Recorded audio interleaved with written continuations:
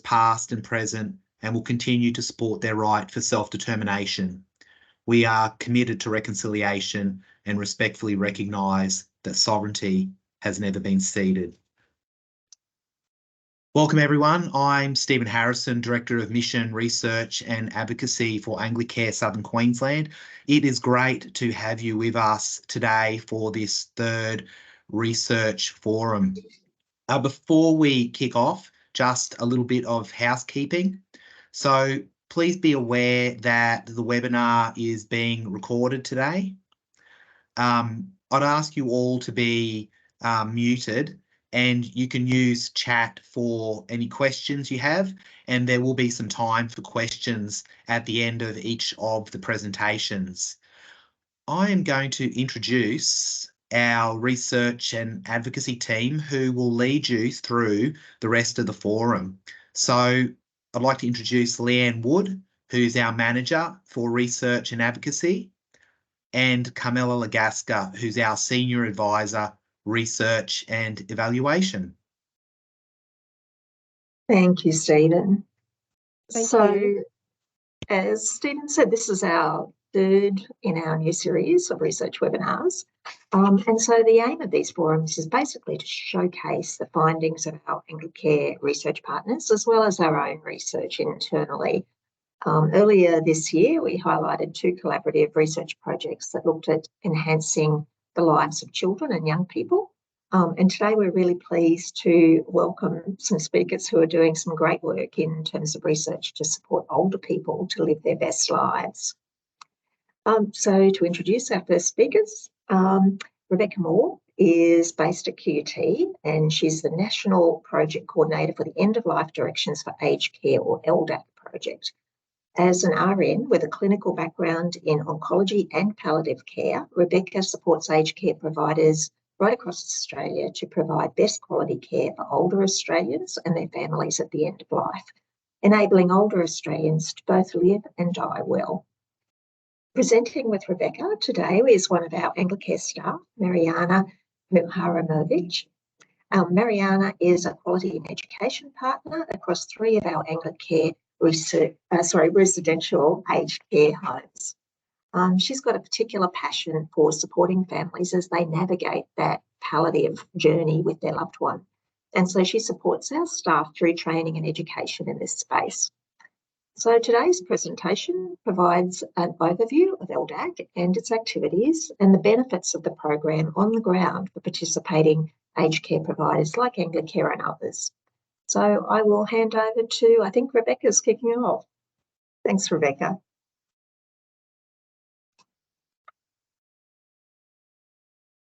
Thank you very much for the introduction, Leanne. I'll just set up my PowerPoint, make sure everyone can see that. Okay, good to go.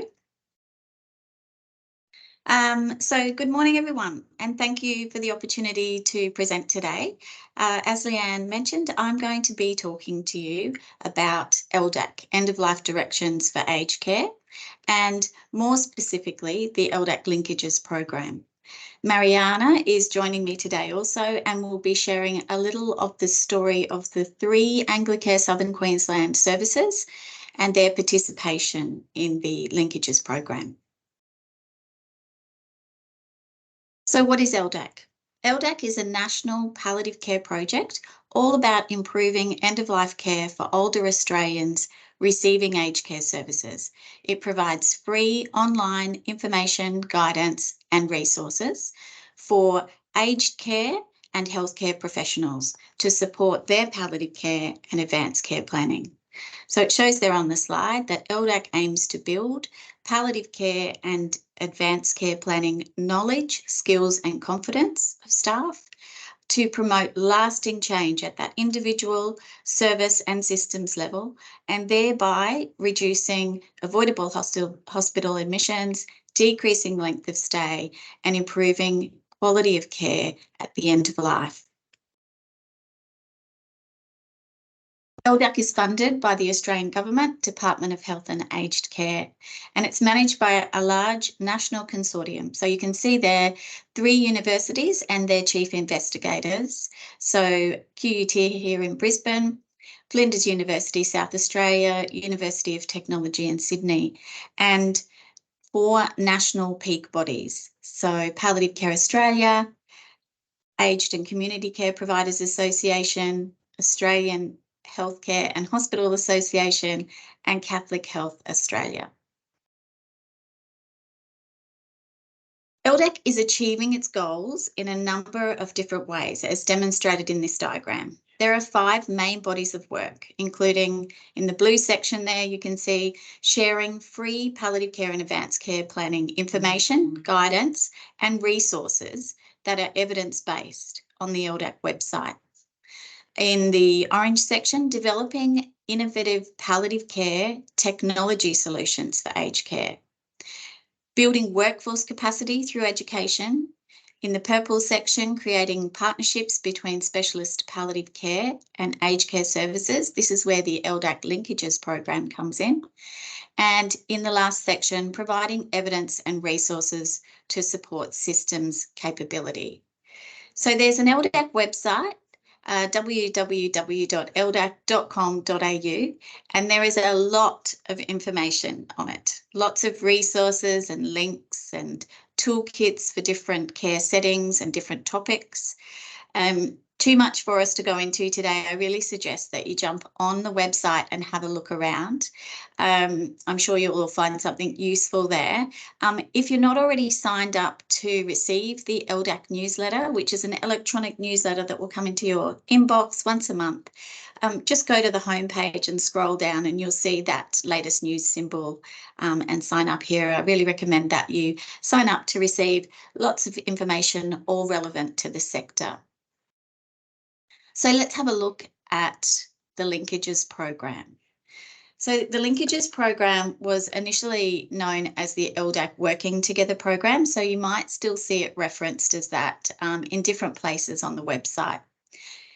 The ELDAC linkages program is an innovative palliative care and advanced care planning initiative that aims to improve the quality of life, the quality of end of life for all older Australians receiving aged care. It provides the opportunity for aged care services to review, develop and strengthen their palliative care and advanced care planning processes, their capacity and their linkages with other stakeholders in care provision at the end of life. The program's facilitated, so that means you get assigned a facilitator such as myself to work with you to support you through the program.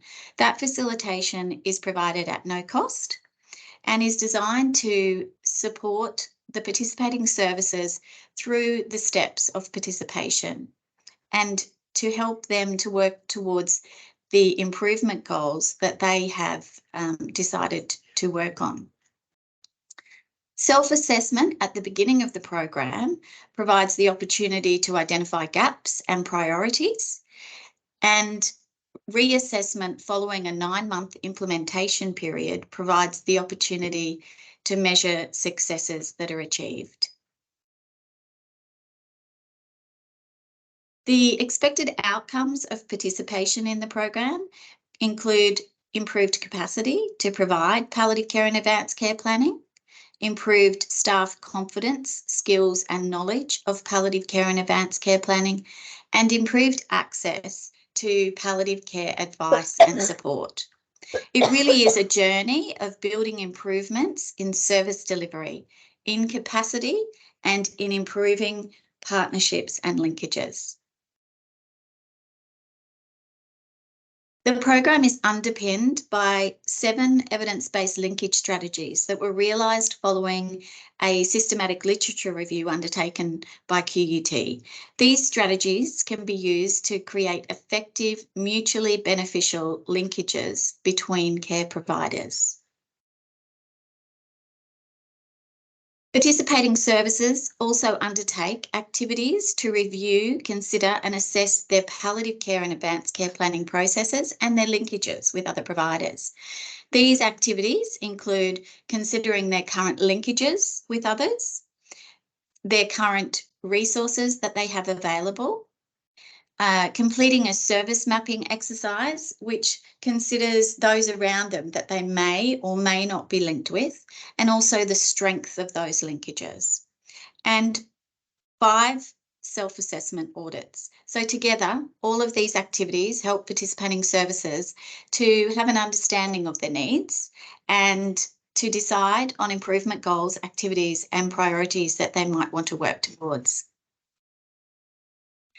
This framework here demonstrates the key milestones and activities of the program. So you can see across the top, it's usually a 12 to 15 month timeline. We break down the activities into 4 main areas, and as facilitators, we're here to help services focus on one thing at a time. We're very well aware of all the competing demands in the aged care sector. So you can see in the onboarding phase, this includes completion of the self-assessment audits I've mentioned.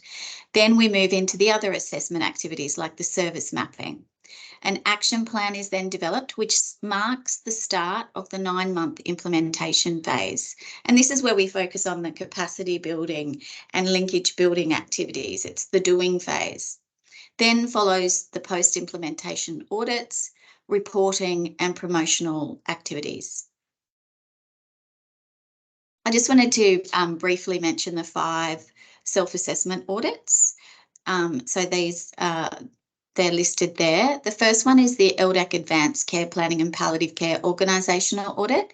This provides an overview of the service's performance in relation to palliative care and advanced care planning processes. And it measures performance across 5 different domains. So clinical care, education and workforce development, policies and procedures, information systems, and continuous improvement. The ELDAC Linkages Strategy Audit considers the relationship with specialist palliative care providers and the use of those 7 linkage strategies. We also utilise the Vic Health Partnership Analysis Tool, which measures the extent to which partnerships with specialist palliative care providers are embedded at that service level. There's an ELDAC After Death Audit, which is a chart review. This looks at the quality of care provided to individuals at the end of life and provides a lot of different information. And lastly, the ELDAC Personal Learning Assessment or staff survey is a survey assessing staff's confidence, skills and knowledge in palliative care and advanced care planning. So that was a whole lot of information in a very short period of time. So I tried to pack in as much as I could. I'm now going to hand over to Mariana, who's going to talk to their experience in the program. Thanks, Mariana. Thank you, Rebecca, and thank you, Leanne. Good morning. Firstly, I would like to thank ELDAC and Anglican Care Southern Queensland for giving us the opportunity to be part of ELDAC Linkage Program project and this webinar. Following submission to participate in ELDAC Linkage Program, Anglican Care Southern Queensland undertook internal consideration and nomination of participating services. 3 services enrolled in the program in March 2022, St. Martin's 84 beds at Igum, Symes Grove 105 beds at Igum, and Home and Community Service Brisbane North. Following completion of onboarding, assessment and planning activities as outlined by Rebecca in the previous slides, we developed action plans. All 3 services decide to focus on the following improvements goals. The first one was to improve linkage and processes with specialist palliative care providers. The second was to palliative care and advanced care planning group, and also to focus on palliative care, advanced care planning education for staff. So there were other improvements activities also undertaken across 3 services, but these 3 are the focus for today's presentation. Implementation activities. So we met monthly with Rebecca, which really helped us to keep us on track through the milestone in the program, and also navigate us to different resources and links to support our improvement goals. We were also able to start liaising with the specialist palliative care team, which is a huge resource for us to use now. In November 2022, Rebecca organized a meeting between Symes Grove and St. Martin's and specialist palliative care to enhance and clarify understanding of their role and referral processes. We have implemented and discussed the referral process with our staff. Referral of residents to specialist palliative care is managed by care coordinator or clinical nurse in consultation with resident GP who will make the referral. We have now made numerous referrals to specialist palliative care team. Our connection and linkage with them have been improved, and working processes have been made stronger. We developed palliative care and advanced care planning working group to implement and drive improvements in our palliative care processes with the involvement of multidisciplinary teams. So it's not just RNs, it's inviting multidisciplinary teams such as RNs, CEMs, clinical team, allied health, hotel service staff as well. Terms of references and standing agenda were developed. So agenda items include residents currently receiving palliative care, review of palliative care deceased residents since last meeting, policy and procedures changes and updates, and advanced care directive. At the last meeting, the suggestion was made by staff to have a debrief during palliation and after, so this is now included also. With regards to education, 93 staff members attended 6.5 hours training by PEPA, including clinical staff and other staff from different roles in the facility, such as hotel service staff, allied health staff, administration, cleaning, kitchen. RN ENs also attended additional in-person training on syringe drivers, pain management, medication management, and observation of the resident at the end of life. Online advanced care planning modules, they are now available for RNs, and palliative care modules for new staff have been implemented as well. Through this program, we were able to equip our workforce, including registered nurses, enrolled nurses, care and hotel service staff, with up-to-date skill, confidence, and knowledge. The following policy and procedures have been updated. Advanced care planning, end-of-life policy have been reviewed and updated and published, and resources available for resident families and staff have also been reviewed, updated, and improved. A palliative care survey is conducted every 3 months at Symes Grove and St. Martin's to give family opportunity to provide feedback on how we can improve the standards of palliative care. This is an example. I just show you. This is an example of the comments received just recently. The standard of palliative care given to mom was nothing short of exceptional. This is nothing I can add to help you improve your standard of palliative care. It is exceptional. Please keep doing what you are doing, as it is such a help for family members at what is a very difficult emotional time. So the next slide I will show you is about improved linkages with special palliative care. The slides show feedback received about our improved linkage with specialist palliative care. So since the commencement of the ELDAC linkage program, we have improved and we have a better understanding of their role. With a quick response of the referrals same day, and with the aid of teleconferencing, we have been able to have support, progress notes, medication charted, and prescription supplied directly to the pharmacy within very short time span.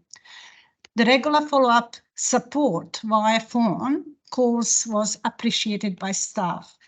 This feedback received by clinical nurse at St. Martin's. Over the last 3 months, we have made an average of 5 referrals to specialist palliative care for residents who were on palliative care, end of life at Symes Grove, and great support was provided.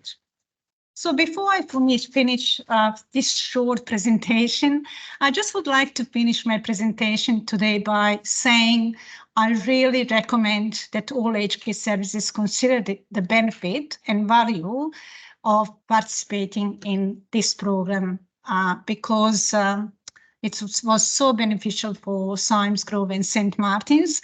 And I would like to also to thank Rebecca for her support and investment in this program. She makes possible us to deliver and lean into project like to make us to think differently about how we can actually do different approach in palliative care. So I just wanted to thank you, Rebecca. Thank you very much, Mariana. It was a pleasure taking you through the program. So finally, guys, I'm just conscious of time. I just wanted to share some promotional opportunities services are able to participate in. So we had a national showcase for all of our phase 2 services from across the nation come to Canberra on the 2nd of June this year. And we had representatives provide some presentations, and they all got to share highlights, outcomes and benefits from participation in a rolling single slide. And you can see on there the 3 provided by the ASQ services. There's also the opportunity for participating services to have their logo, address and website on the ELDAC website. And we're currently developing case stories for the phase 2 services, which will be on there soon as well. And lastly today, I just wanted to share some exciting news that we currently have an expression of interest open. And I'll put some information in the chat for you. So we're currently seeking expressions of interest from aged care providers, both residential and home care package providers, to participate in the next round of the ELDAC linkages program. As you can see there, the EOI is open until the 17th of November. So I encourage anyone who's interested to reach out to that ELDAC Team 1 email address that's displayed there. And finally, there's just some different ways to stay in touch and connected with ELDAC. Thank you so much for the opportunity. Thank you so much, Rebecca and Mariana. We've got just a couple of minutes if anyone's got any really pressing questions that they would like to raise at the moment. Don't think we've got anything that's come through in the chat at this point. So what we might do is just keep moving at this stage, just watching the time. And then at the end, if we've got when people have had a chance to sort of process some of that, there might be some questions at the end. So I'd like to thank you again. That was great. Really good overview of the program, and I found that extremely useful. So thank you. I'd like to go on now and introduce our second speaker. So Adam Lacars is a senior lecturer at the University of Queensland and an investigator on the EMBRACE, or Ensuring Appropriate Use of Psychotropic Medicines in Residential Aged Care project. So the project is seeking to evaluate the effectiveness of pharmacist knowledge brokers supporting aged care organisations to implement best practice guidelines on the use of psychotropic medicines. And today, Adam is going to talk to us about the Embrace project and the opportunities and challenges that have arisen from some of the project's key themes. He's also going to highlight some of the outcomes that have been identified from the work of partner organisations. So please welcome Adam. Thank you. Thanks, Leanne. I'll quickly share my slides.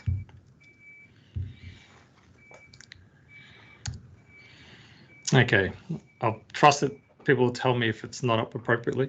I too like to acknowledge the traditional owners of the lands on which we meet and pay my respects to their ancestors and descendants who continue cultural and spiritual connection to country. As Leanne introduced really well, I'm going to talk to you about the Embrace project. And in particular, I'm going to focus on the first part of the Embrace project that looked at the people, processes and infrastructure involved in quality use of psychotropic medicines amongst our 4 aged care organisation partners. In doing that, I want to start by acknowledging the expertise and care that Anglicare Southern Queensland and the other partners have in providing care to people with dementia, including people with dementia with severe behavioural disturbances. I've been fortunate to witness that both as a researcher and a health professional, as well as a family member of somebody receiving that care. So I want to express both respect and gratitude for the care you guys provide. I'm going to talk to some of the experience that we've had so far and some of the lessons we've learned. And I just want to acknowledge we've got multiple contributors. This is a large MRFF project that's led by Professor Simon Bell at Monash University. I'm the lead at the University of Queensland. I come from the School of Pharmacy. We've got a number of academic partners and we've got a number of partners from the aged care organisations that are throughout Australia. So Montefiore, Anglicare Southern Queensland, Brightwater and LifeView. And so this work is talking to the things we've learned in the first phase of this project. I'm going to talk about psychotropic medicines. It can be hard sometimes because psychotropic medicines sometimes get defined in different ways. So just so I'm clear from the outset, when I'm talking about psychotropic medicines, I'm specifically thinking about 3 classes of medicines: antipsychotics, antidepressants, and benzodiazepines. I haven't got full lists here, but I've given you a couple of common examples so that you know what kind of medicines I'm talking about and the 3 main classes I'm referring to. Now, as we go through, we might talk a little bit about, in addition to these classes of psychotropic medicines, there's a larger list of medicines that can have psychotropic effects. And we might talk about some of those as we go through. But the guidelines that I'm going to talk about, and certainly most of the medicines that I'm talking about, are focused on these 3 classes: antipsychotics, antidepressants, and benzodiazepines. And we're also talking in particular. Sorry to interrupt you in your flow there. No. Where I think that there's a few people having problems with seeing your presentation. Are you able to reshare that, and we'll just have another shot of that? Okay. Does that help if I make it a screen? Let me get to it. So, are there any? Is that Adam just reshares, and how's that for people? If you could just put a note in the chat if you're still having problems. I'll leave it in this rather than going full screen, see if that helps. Okay, that appears to be good now. Thank you. Okay. Thank you. Sorry to interrupt you, Adam. No, thank you. Let me know if there's any problems as we go through.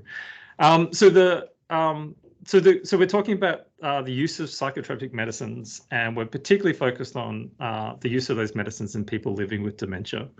And one of the ways that sometimes psychotropics get used are for people that have changed behaviours in dementia. Another term that sometimes gets used is behavioural and psychological symptoms of dementia. And they include things like agitation, aggression, verbal behaviour, wandering, inappropriate sexual behaviour, and resistance to care. The thing that works mainly for changed behaviours are behavioural support strategies. And included in that are environmental strategies, things that we can do in the environment to support people with dementia and change behaviour. The most important thing we can do with behavioural support strategies, and even if we're using medicines, the behavioural support strategies continues throughout. We often, however, use psychotropic medicines, and they're often prescribed for people living with dementia with changed behaviours. The challenge we've got with psychotropic medicines for changed behaviours is that we've got limited evidence that they work, and we've got significant harms from these medicines. So on a population level, the evidence is pretty clear that the harms outweigh the benefits. The challenge we have is that there can be individuals that can benefit from psychotropics in different circumstances.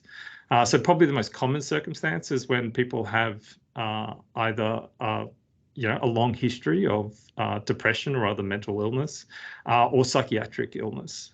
Other reasons for psychotropics can be acute reasons where there's distress and risk of harm. They might have a role. For everyone else, it becomes very much an individualized decision, and that individualized decision is about trying to work out ways to ensure that the individual gets more benefits than harms.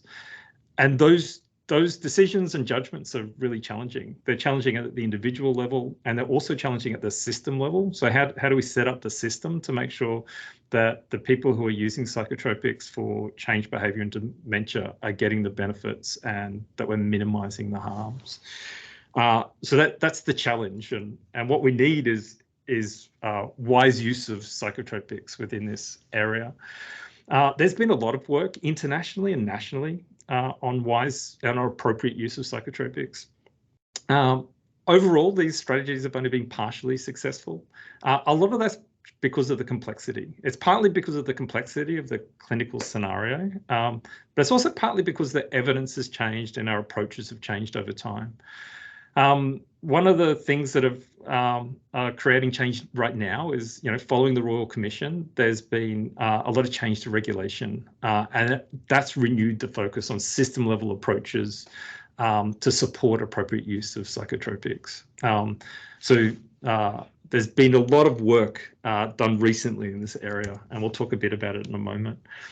One of the things that came out of the Royal Commission or came following the Royal Commission was Monash University, and Professor Simon Bell was commissioned to pull together some guidelines for the use of psychotropics in people living with dementia, both inside residential aged care and outside residential aged care. And so what they've done is create a fairly large team, interdisciplinary team, to create these guidelines. And what they focus on is guidance on when we're initiating, monitoring, and stopping each of those psychotropic classes of medicines. So what this project focuses on is how we implement those guidelines. So step one is kind of pulling together all the evidence and what best practice is. Step two is implementation. And there's a really good recognition that you can have the guidelines, but you really need to work with people to understand the best ways to implement it. So what this project's looking to do is it's got 4 streams. Stream 1 is really understanding the processes that are currently in place and looking to develop indicators of guideline concordance. Stream 2 is a study to see whether different levels of support within aged care organisations can be effective in helping the implementation of the guidelines. Stream 3 is about evaluating whether those different levels of support were effective. And Stream 4 is really trying to figure out, well, if some parts of this were effective, how do we ensure that it's going to be sustainable? The results I'm going to present on this Stream 1, and particularly in understanding the current quality improvement processes around psychotropic medicines within the 4 participating aged care organisations. So everything I say is really about all 4. It was striking that while everyone's got different processes and procedures and their contexts differ, there's a lot of similarity between the 4 participating aged care organisations in both the challenges that they're facing and in the things that they're able to achieve. So when there is difference, I'll talk about it, but largely we're talking about a lot of similarity between the 4 aged care organisations. And so the aim of this part of the study was to look at the people, processes and infrastructure employed to ensure appropriate use of psychotropic medicines within these 4 residential aged care organisations. Our methods. We held semi-structured interviews with key stakeholders. So essentially, we went to each of the aged care organisations and said, we'd love to talk to anyone that's involved in this process at any stage. So we talked to a wide range of staff from the aged care organisations. That included people in clinical governance, as well as facility managers, RNs, nurse practitioners. We also talked to visiting health professionals, so GPs and geriatricians and pharmacists, and we talked to residents and family. We transcribed all the interviews and then we analysed them thematically. We looked for general themes, like just to understand what was happening, but we also used the learning health systems framework to give us an understanding of where things were with regard to appropriate use, the processes around the appropriate use of psychotropics in aged care organisations. It's worth talking a little bit about this learning health systems framework. The key idea here is a learning health system uses the data that's available through routine care and then has processes and procedures to help use that data to inform best care. And so this model that we used, they went and had a look at a lot of different systems and a lot of different areas to see what was working with regard to learning health systems. And they identified some key themes that, you know, were important in any learning health system. And that included the organizational and individual values. It included some what they called system pillars. So that's having the policy in place, having the right technical systems in place, and having the scientific expertise.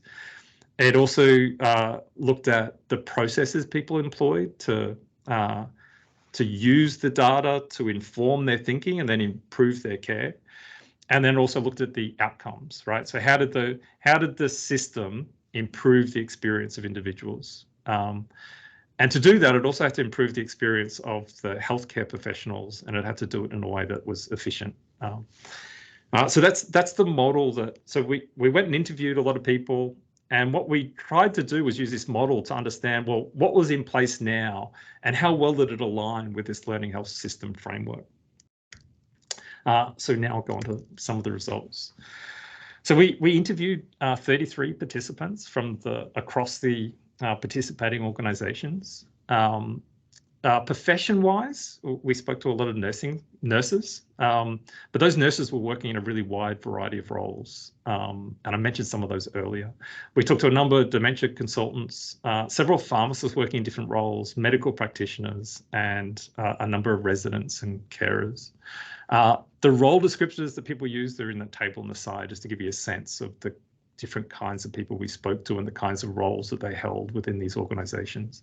That's one place that everybody's different. Everyone's doing similar jobs, but we've got a lot of different names for them throughout those 4 organisations. The key themes that came out of the discussion. Number one is that an awful lot of change has happened in the last 2 years. That one of the things that's really remarkable about that is what was also happening in the last 2 years, which was a pandemic that affected this sector perhaps more than any other sector. So it's remarkable about how much change was possible. The proximal driver for that change was the regulation changing. So following the Royal Commission and some changes in the regulation drove a lot of that change. But part of the reason that change could be made and could be made successfully was the context in which it happened. So in each of the organisations, they each had a long history of looking to support the appropriate use of psychotropics. Across the organisations, they'd be involved in different national strategies. Staff within the organisation were aligned to some of the changes that were happening in the legislation and ready to make those changes. So it's not just the regulation; it's the context in which that regulation happened. But the driver was the changes in those regulations. Probably the next key theme is that within the aged care organisations that we're talking to, what's happening within those organisations aligns really well to learning health systems. There's different strengths and opportunities and challenges, but overall there's close alignment. So some of the things that sort of support aged care organisations being a learning health system with regard to appropriate use of psychotropics are things like the really strong clinical governance processes in each of the organisations, the core values of the organisations and the individuals within the organisations. So the individuals, are all resident focused and targeted towards improving care in whatever way is possible. Another key thing that sort of helped the aged care organisations to be a learning health system is the developing digital systems. Every single person we talk to expressed frustration about those digital systems and the rate of change within those digital systems. But at least some of that frustration is because of the opportunities that those digital systems are providing, and being able to see those opportunities and the work that's being done to realise those opportunities. So those things all kind of align with assisting aged care organisations to be learning health systems, particularly around psychotropics, but I'm sure it fits other places as well.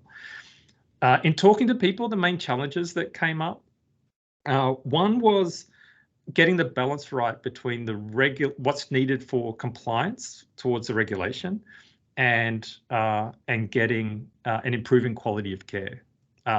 With any new regulation, there's a lot of work involved in complying with that regulation. And throughout the 4 organisations, there were a number of people saying, well, some of that work is sometimes taking away from what we'd like to do with regard to improving quality. And so it can take a while to align those two things. Ideally, the regulation and quality component should align. And there was a lot of people saying, well, we haven't quite got there yet, but that's what we're working towards. Another challenge is that one of the things within the regulations was a stronger recognition and clarity around the responsibilities of providers with regard to the management of change behaviour in people living with dementia. And so that was generating a rethink about how people approached managing change behaviour, where historically perhaps it was seen more as the prescriber's responsibility. Each of the aged care organisations were grappling with coming to terms with their responsibilities and how they were meeting those responsibilities. And that is somewhere where there was a little bit of difference. I think all of the organisations were looking at the roles and responsibilities of multidisciplinary teams to manage change behaviour, but everyone was at a different stage in that process.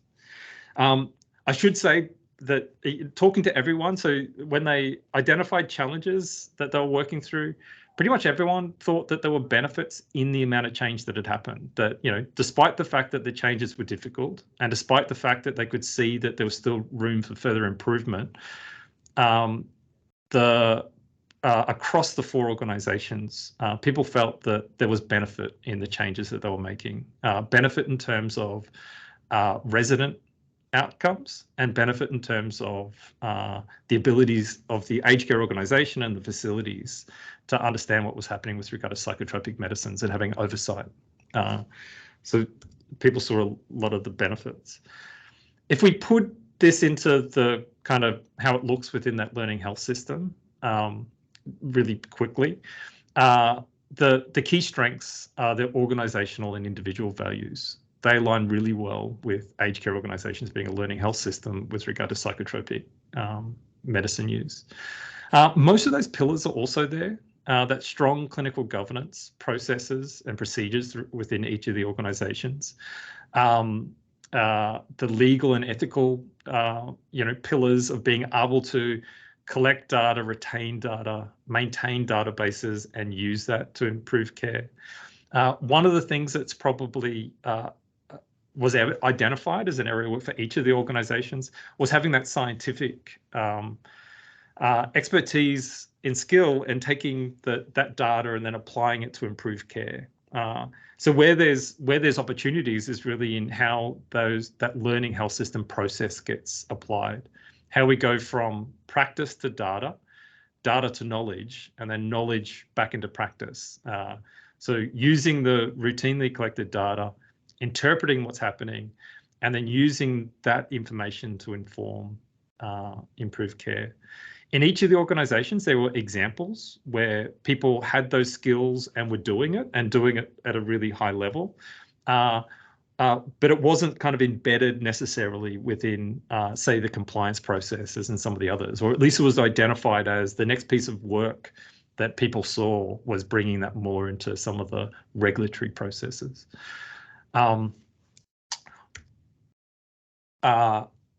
was going to unpack a few of these things. I'm worried that I'm going through this pretty quickly, and there's probably anyway. I'll be open to questions very soon. And but I did want to sort of highlight some of the things that sort of came out of the discussion. The first one is this tension between the regulatory requirements and best outcomes. As I said earlier, that's partly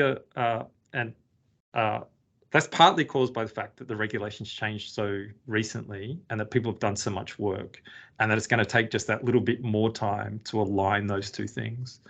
But it's also worth reflecting on, particularly in this space, there was explicit regulation change. So what was written down within the regulations. And then the next level is some of the guidance that aged care organisations receive about meeting those regulations. And then the next level is what people actually do. And sometimes it's what the others are doing and the guidance that is driving some of the changes rather than what's explicitly written down. So there's a little bit of space to move, at least from an external perspective. It looks like there's a little bit of space to move in thinking about, well, how do we both meet our regulatory requirements and ensure that all the work in meeting those regulatory requirements are also ensuring the best outcomes for the people in our care. And I think that's the challenge that a lot of organisations were working with. I worry I've said that in too much of an abstract way, and I'm happy to talk through any questions or anything that comes up about that. The second thing that's that you can see each of the aged care organisations are thinking about and working on is this kind of rethinking who has responsibility for different parts of managing change behaviour and bringing more responsibility in-house, if that makes sense. So there's a couple of organisations that explicitly built multidisciplinary teams to be looking at managing change behaviour and managing that all health, making sure they had all in-house and making sure that they had the variety of people that they needed to be able to do that. And while the organisations were perhaps using slightly different strategies here, in broad terms, everyone's doing a similar thing and thinking about some of those multidisciplinary teams and how they can assist the people living with dementia and having change behaviour. So coming to a close, the management of psychotropic medicines within the participating aged care organisations align really well with the key features of learning health systems. A clear thing that's happened in the last couple of years is a greater level of oversight with regard to psychotropic medicines use. And there's been, as a result of that, there's a significant shift in both how individuals within the system and how the system approaches the use of psychotropics. So people have rethought that and are approaching it in a slightly different way. Thank you. I'll stop and I'm happy to answer any questions. Thanks so much, Adam. Look, I'm in awe of all of our presenters today because they're incredibly large, complex projects, and you've managed to talk about them clearly and in a really interesting way in a very short period of time. So thank you so much for that. We have time for maybe one question each. If people have got something burning that they would like to raise, either pop it in the chat, or if you would like to take yourself off mute and ask a question, we're absolutely happy for you to do that. Let's just see. There is. Thanks, Rebecca. Just popping in some of the links there into the chat too, which we'll send out as well with as a follow-up to the webinar today. There's one quick question, Rebecca, I'd just like to ask, and it came up very early in your presentation where you were talking about technology solutions for palliative care. And I know we've got we're short on time, but I just wondered if you had a couple of minutes just to talk about that. Thank you, Leanne, I do. So there's been some amazing technology innovations made. The work is being led by Professor Jen Tieman's team down at Flinders University. And if you have a look on the ELDAC website, I'll just try and bring it up. I'm happy to share it very quickly. Just give me 1 second, and then we can talk about some of the exciting improvements there. Let me just share my page.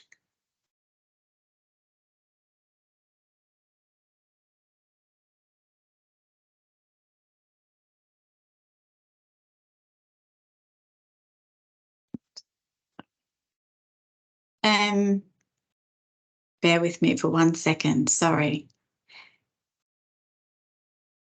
I'll start talking while I'm trying to bring it up. So there's been a home care app developed, so for care workers. The home care service that participated in the linkages from your service, ASQ, Brisbane North, looked at, and I believe put together a case, being able to download that home care workers app onto mobile phones to support difficult conversations, to recognise deterioration, for example. There's also a digital appliance that's been developed that can be added to your electronic processes and systems. And there's a self-care room with different apps as well. So sorry I couldn't share that. I can't do 3 things at once, obviously. But I recommend you have a look at, I'll put a link in, have a look at the website in the technology innovation section. That would be great. Thanks very much, Rebecca. So if there are follow-up questions, feel free, please, to get in touch, and we can forward those through to Adam or Rebecca and Mariana. But otherwise, I might just, before we finish, I'm going to hand you over to Carmela to speak about our new initiative. Hopefully, we might have some interest in this one as well. So, Carmela. Thank you, Leanne, and good morning, everyone. I am pleased to announce that Anglicare Southern Queensland is launching today our first research seed grants program, which aims to provide initial funding for novel and innovative projects between Anglicare staff and university researchers. This is also open to collaboration with other community organizations. Grants of up to $20,000, excluding GST, will be awarded to successful applicants or projects that support Anglicare's strategic priorities.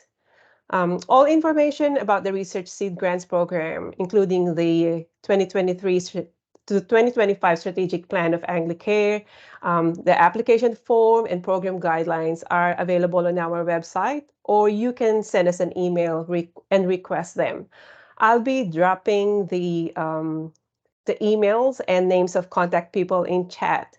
But for key dates to remember, so applications open today, 8th of November, and close on the 9th of February 2024. Announcement of successful applications will be in early March 2024. Thank you. Thanks very much, Carmela. And I think Stephen's going to close today. So I just want to once again thank our fantastic presenters for today for sharing with us at this research forum. There was lots and lots of information and insight for us to take in today. Also, thank you to Leanne and Carmela, the MRA team, for facilitating today, and for all of you for coming along to our research forum. We'll be following up soon with a link to the recording and a couple of brief questions for your feedback. It'd be great to hear what you think about our research forums so that we can make them better for next year. And we hope to see you at some of our forums in 2024. Thank you, everyone, for joining us today. Have a great rest of your week. Thanks, everyone. Thank you. Thanks, everyone. Thanks.